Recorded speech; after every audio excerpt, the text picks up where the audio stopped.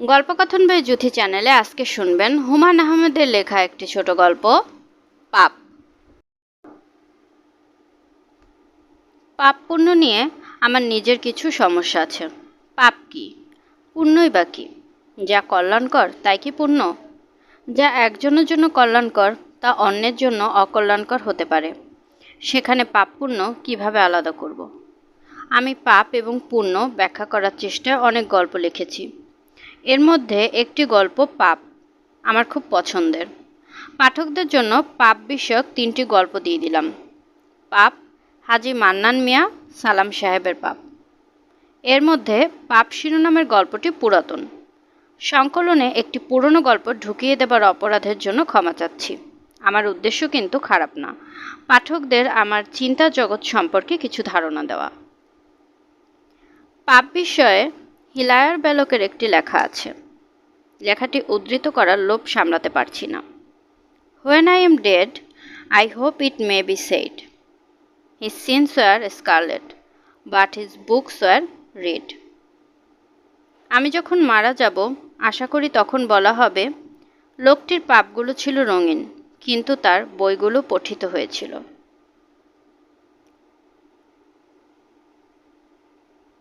ভাই, আপনাকে একটা পাপের গল্প বলি। পাপটা আমি করেছিলাম, নিজের ইচ্ছে করিনি। স্ত্রীর কারণে অনেক পাপ পৃথিবীতে এসেছে। মানুষের আদি পাপও বিবি হাওয়ার কারণে হয়েছিল। আপনাকে এসব কথা বলা অর্থহীন, আপনি জ্ঞানী মানুষ। আদি পাপের গল্প আপনি জানবেন না তো কে জানবে? যাই হোক, মূল গল্পটা বলি। আমি তখন মাধবখালী ইউনিয়নে মাস্টারি করি। গ্রামের নাম ধলা। ধলা গ্রামের প্রাইমারি স্কুলের শিক্ষক। নতুন বিবাহ করেছি, স্ত্রী সঙ্গে থাকেন। আমার বয়স তখন 25-এর মতো হবে। আমার স্ত্রী নিতান্তই বালিকা, 15-16 মতো বয়স। ধলা গ্রামে আমরা প্রথম সংসার পাতলাম। স্কুলের কাছেই অনেকখানি জায়গা নিয়ে আমার টিনের ঘর। আমরা সুখী ছিলাম। ফুলের গাছগাছালির খুব শখ। সে গাছপালা দিয়ে বাড়ি ভরে ফেলল। ও আচ্ছা, বলতে ভুলে গেছি, ফুলি আমার স্ত্রীর ডাকনাম। ভালো নাম নাসিমা খাতুন। বুঝলেন ভাই সাহেব, ধলা বড় সুন্দর গ্রাম, একেবারে নদীর তীরের গ্রাম। নদীর নাম কাঞ্চন। মাছ খুবই সস্তা। জেলেরা নদী থেকে টাটকা মাছ বাড়িতে দিয়ে যায়, তার স্বাদই অন্যরকম। 15 বছর আগের কথা বলছি, এখনও সেখানকার পাবদা মাছের স্বাদ মুখে লেগে আছে। শীতের সময় বোয়াল মাছ থাকতো তেলে ভর্তি। ধলা গ্রামের মানুষজনও খুব মিশুক। আজকাল গ্রাম বলতেই ভিলেজ পলিটিক্সের কথা মনে আসে, দলাদলি, মারামারি, কাটাকাটি। ধলা গ্রামে এইসব কিছুই ছিল না। শিক্ষক হিসাবে আমার অন্যরকম মর্যাদা ছিল। যে কোনো বিয়ে শাদিতে আদর করে দাওয়াত দিয়ে নিয়ে যেত। গ্রাম্য সালিসিতে আমার বক্তব্য গুরুত্বের সঙ্গে নেওয়া হতো। 2 বছর সুখেই কাটালাম। তারপরই সংগ্রাম শুরু হলো।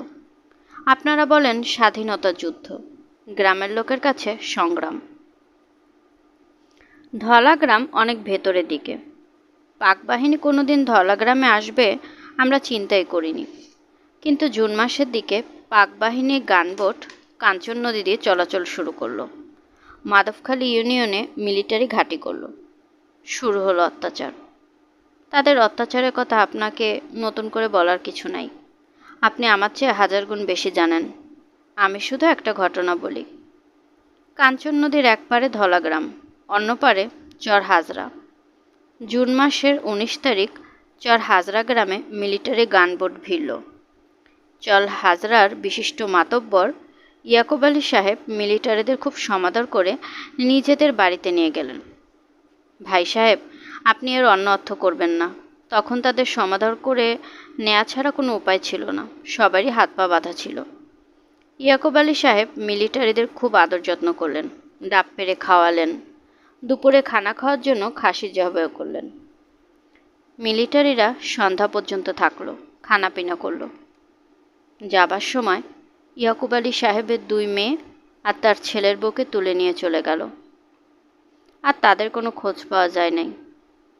এখন গল্পের মতো মনে হয়, কিন্তু এটা বাস্তব সত্য, আমার নিজের দেখা।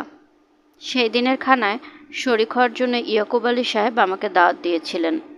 নিয়ে যাবার জন্য নৌকা পাঠিয়েছিলেন। আমি গিয়েছিলাম। চর হাজরার ঘটনার পরে আমরা ভয়ে অস্থির হয়ে পড়লাম। গজবের হাত থেকে বাঁচার জন্য মসজিদে কোরআন খতম দেয়া হলো। গ্রাম বন্ধ করা হলো। 1,24,000 বার সূরা ইখলাস পাঠ করা হলো। কি যে অশান্তিতে আমাদের দিন গিয়েছে ভাই সাহেব, আপনাকে কি বলবো। রাতে এক ফোঁটা ঘুম হতো না। আমার স্ত্রী তখন সন্তান সম্ভবা, 7 মাস চলছে। হাতে নেই একটা পয়সা। স্কুলের বেতন বন্ধ। গ্রামের বাড়ি থেকে যে টাকা পয়সা পাঠাবে সে উপায় নেই। দেশে যোগাযোগ বলতে তখন কিছুই নাই। কেউ কারো খোঁজ জানে না।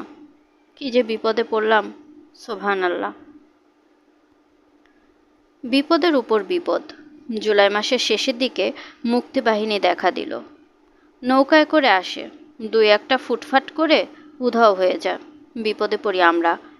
মিলিটারি এসে গ্রামের পর গ্রাম জ্বালায় দিয়ে যায়। মুক্তিবাহিনীর তখন আর কোনো নড়াচড়া পাওয়া যায় না। সেপ্টেম্বর মাসের শেষের দিকে অবস্থার পরিবর্তন হলো।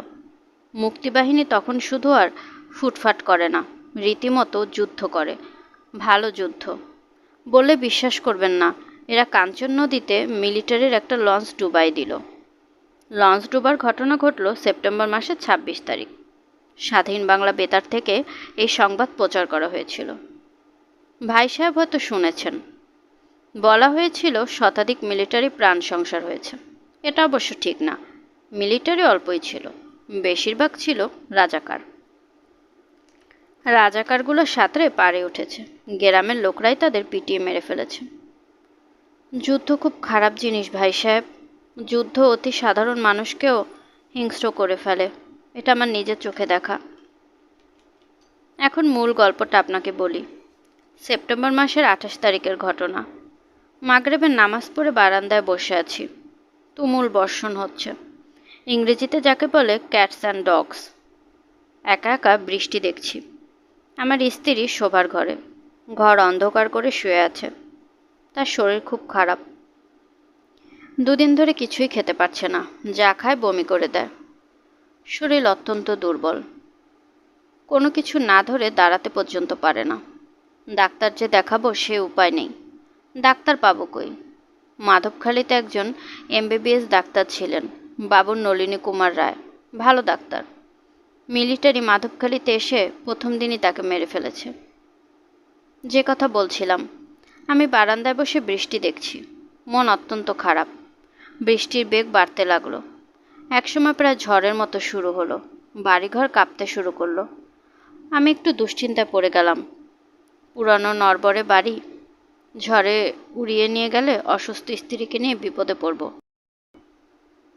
কাছেই মোক্তার সাহেবের পাকা দালান। স্ত্রীকে নিয়ে সেখানে উঠব কিনা ভাবছি। তখন ফুলি আমাকে ভেতর থেকে ডাকলো। আমি অন্ধকারে ঘরে ঢুকলাম। ফুলি ফিসফিস করে বলল, তোমার সঙ্গে আমার একটা কথা আছে। আমি বললাম, কি কথা? ফুলি বলল, আমার কাছে আগে এসে বসো। আমি বসলাম। ফুলি বলল, আমি যদি তোমার কাছে কোনো জিনিস চাই তুমি আমাকে দিবে? আমি বললাম, ক্ষমতার ভিতরে থাকলে অবশ্যই দেব। আকাশের চাঁদ চাইলে তো দিতে পারবো না। জিনিসটা কি? তুমি আগে আমার গা ছুঁয়ে প্রতিজ্ঞা করো। আমি তার কপালে হাত রেখে বললাম, প্রতিজ্ঞা করলাম। এখন বলো ব্যাপার কি? হারিকেনটা জ্বালাও। হারিকেন জ্বালালাম। দেখি তার বালিশের কাছে একটা কোরআন শরীফ। আমাকে বলল, আল্লাহ পাকের কালাম ছুঁয়ে প্রতিজ্ঞা করো যে তুমি আমার কথা রাখবে। আমি ধাঁধার মধ্যে পড়ে গেলাম। ব্যাপার কি? পোয়াতি অবস্থায় মেয়েদের মধ্যে অনেক পাগলামি ভর করে। আমি ভাবলাম এইরকম কিছু হবে, দেখা যাবে আসল ব্যাপার কিছু না। আমি কোরআন শরীফ হাতে রেখে প্রতিজ্ঞা করলাম। তারপর বললাম, এখন বলো আমাকে কি করতে হবে? একটা মানুষের জীবন রক্ষা করতে হবে। তার মানে? একটা মানুষ আমার কাছে আশ্রয় নিয়েছে, তার জীবন রক্ষা করতে হবে। কিছুই বুঝতে পারছি না, কে তোমার কাছে আশ্রয় নিল? ফুলি থেমে থেমে চাপা গলায় যা বলল তাতে আমার কলিজা শুকায় গেল। 2 দিন আগে মিলিটারি লঞ্চ ডুবি হয়েছে। একটা মিলিটারি নাকি সাঁতরে কুলে উঠেছে। আমাদের বাড়ির পেছন দিয়ে কলা গাছের ঝোপের আড়ালে বসেছিল। ফুলিকে দেখে বহেনজি বলে ডাক দিয়ে কেঁদে উঠেছে। ফুলি তাকে আশ্রয় দিয়েছে। আমি হতভম্ব গলায় বললাম, 2 দিন ধরে একটা মিলিটারি আমাদের বাড়িতে আছে? ফুলি বলল, সত্যি কথা বলছো? হ্যাঁ, সত্যি। এখন তুমি তাকে মাধবখালী নিয়ে যাও। মাধবখালীতে মিলিটারি ক্যাম্প আছে। আজ ঝড় বৃষ্টির রাত আছে। অন্ধকারে অন্ধকারে চলে যাও, কেউ টের পাবে না। তোমার কি মাথাটা খারাপ? আমার মাথা খারাপ হোক আর যাই হোক, তুমি আমার কাছে প্রতিজ্ঞা করেছো। আমি মিলিটারি নিয়ে রওনা হব। পথে আমাকে ধরবে মুক্তিবাহিনী, দুজনকেই গুলি করে মারবে। এরকম ঝড় বৃষ্টির রাতে কেউ বের হবে না। তুমি রওনা হয়ে যাও। ব্যাটা আছে কোথায়? আসো, তোমাকে দেখাই। সঙ্গে অস্ত্রশস্ত্র কি আছে?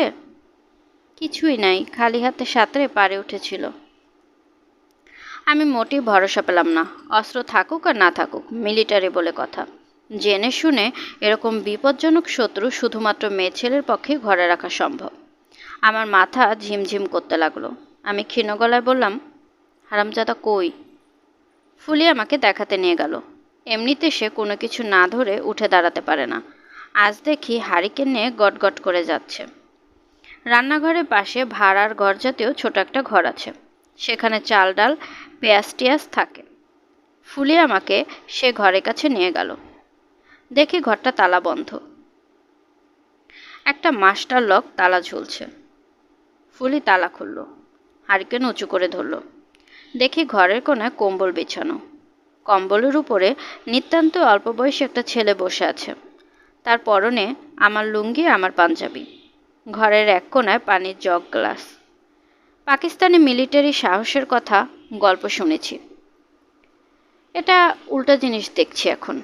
ছেলেটা আমাকে দেখে ভয়ে শিউরে উঠল, গুটিসুটি মেরে গেল। ফুলি তাকে ইশারায় বলল, ভয় নাই। আমি হারামজাদাকে খুব আগ্রহ নিয়ে দেখছি। এত কাছ থেকে আগে কোনো মিলিটারি দেখিনি, এই প্রথম দেখছি। লুঙ্গি পাঞ্জাবি পরা বলেই বোধহয় একে দেখাচ্ছে খুব সাধারণ বাঙালির মতো। শুধু রংটা বেশি ফর্সা আর নাক মুখ কাটা কাটা। আমি ফুলিকে বললাম, এর নাম কি? ফুলি গড়গড় করে বলল, এর নাম দিলদার, লেফটেন্যান্ট। বাড়ি হলো বালাকোটে। রেশমি নামে ওদের গায়ের একটি মেয়ের সঙ্গে ওর খুব ভাব। যুদ্ধের পর দেশে ফিরে গিয়ে সে মেয়েটাকে বিয়ে করবে। রেশমি যে কত সুন্দর তুমি বিশ্বাস করতে পারবে না। অবিকল ডানাকাটা পরি। রেশমির ছবি দেখবে? দিলদারের পকেটে সবসময় রেশমির ছবি থাকে। বালিশের নিচে এই ছবি না রাখলে সে ঘুমোতে পারে না। কারো ছবি দেখারে আমার কোনো শখ ছিল না। আমার মাথা তখন ঘুরছে। একটা সমস্যায় পড়লাম। ফুলি তারপরেও ছবি দেখালো। ঘাগরা পরা একটা মেয়ে, মুখ হাসি হাসি। ফুলি বলল, মেয়েটাকে কেমন সুন্দর দেখলে? আমি বললাম, এখন তুমি ওকে মাধবখালী পৌঁছে দেবার ব্যবস্থা করো। আজ রাতেই করো। দেখি, দেখা দেখির কিছু নেই, তুমি রওনা হও। মাধবখালী তো পায়ে হেঁটে যাওয়া যাবে না, নৌকা লাগবে। নৌকার ব্যবস্থা করো। ওকে পার করার জন্য আজ রাতই সবচেয়ে ভালো। ভয়ে বেচারা অস্থির হয়ে গেছে। পানি ছাড়া কিছু খেতে পারছে না। আমি শুকনো গলায় বললাম, দেখি কি করা যায়। ফুলি মিলিটারির দিকে তাকিয়ে আনন্দিত গলায় বলল, তোমার আর কোনো ভয় নেই। আমার স্বামী তোমাকে নিরাপদে পৌঁছে দেবে। তুমি এখন 4টা ভাত খাও। মিলিটারি বাংলা ভাষায় কি বুঝলো কে জানে। সে শুধু বলল, শুক্রিয়া বহেনজি, লাখো শুক্রিয়া। ফুলি ভাত বেড়ে নিয়ে এলো, তাকে খাওয়াতে বসলো। আমাকে বলল, তুমি দেরি করো না, চলে যাও। আমি ছাতা হাতে বাড়ি থেকে বের হলাম। তখনও ঝুম বৃষ্টি চলছে, তবে বাতাস কমে গেছে। আমি দ্রুত চিন্তা করার চেষ্টা করছি। কি করা যায় কিছুই ভেবে পাচ্ছি না। স্ত্রীকে কথা দিয়েছি, আল্লাহ পাকের কালাম ছুঁয়ে প্রতিজ্ঞা করেছি, সেই প্রতিজ্ঞা রক্ষা করা দরকার। ছেলেটার জন্য মায়া লাগছে। বাচ্চা ছেলে, এরা হুকুমের চাকর। ওপরওয়ালার হুকুমে চলতে হয়। তাছাড়া বেচারা জীবন শুরুই করে নাই। দেশে ফিরে বিয়ে শাদী করবে, সুন্দর সংসার হবে। আবার অন্যদিকও আছে, একে মাধবখালী পৌঁছে দিলে ঘটনা প্রকাশ হয়ে পড়বে। নৌকার মাঝিই বলে দিবে, কোনো কিছুই চাপা থাকে না। তারপর রাজাকার হিসেবে আমার বিচার হবে। দেশের মানুষ আমার গায়ে থু দেবে। পাকিস্তানি মিলিটারি শুধু যে আমাদের চরম শত্রু তা না, এরা সাক্ষাৎ শয়তান, এদের কোনো ক্ষমা নাই। আমি নৌকার খোঁজে গেলাম না, মুক্তিবাহিনী ক্যাম্পে গিয়ে খবর দিলাম। রাত 2টার সময় তারা এসে দিলদারকে ধরে নিয়ে গেল। দিলদার আমার স্ত্রীর দিকে তাকিয়ে একবার শুধু বলল, বাহানজি, তারপরে চুপ করে গেল। আমার স্ত্রী অবাক হয়ে আমার দিকে তাকিয়ে রইল। দিলদারকে সে রাতে গুলি করে মারা হলো। মৃত্যুর আগেও সে কয়েকবার আমার স্ত্রীকে ডাকলো, বাহানজি, বাহানজি। আমার স্ত্রী মারা গেল সন্তান হতে গিয়ে। একদিক দিয়ে ভালোই হলো, বেঁচে থাকলে সারা জীবন স্বামীকে ঘৃণা করে বাঁচত। সে বাঁচাও তো মৃত্যুর চেয়ে খারাপ। বুঝলেন ভাই সাহেব, যুদ্ধ খুব খারাপ জিনিস। যুদ্ধে শুধু পাপের চাষ হয়। আমার মতো সাধারণ একটা মানুষ কতগুলো পাপ করলো চিন্তা করে দেখেন। রোজ হাসরে আমার বিচার হবে। আল্লাহ পাক পাপ পুণ্য কীভাবে বিচার করেন, আমাকে কি শাস্তি দেন, এটা আমার দেখার খুব ইচ্ছা। শুনছিলেন হুমায়ুন আহমেদের লেখা গল্প পাপ। এই গল্পের শুরুতে হুমায়ুন আহমেদ স্যার আরও 2টি গল্পের কথা বলেছিলেন। তার মধ্যে একটি হচ্ছে সালাম সাহেবের পাপ, যে গল্পটি আমি আগেও আপলোড করেছি আমার চ্যানেলে, আর তার লিঙ্ক আমি ডেসক্রিপশন বক্সে অ্যাড করে দেবো, চাইলে শুনে নিতে পারেন। আর আজকের গল্পটি কেমন লাগলো সেটা অবশ্যই কমেন্ট করে জানাবেন, এবং আমার গল্প পাঠ ভালো লাগলে প্লিজ আমার চ্যানেলটিকে সাবস্ক্রাইব করে রাখবেন। চাইলে অন্যদের সাথেও শেয়ার করতে পারেন। গল্পকথন বাই জ্যোতি চ্যানেলের সাথেই থাকবেন, আশা করছি। আল্লাহ হাফেজ।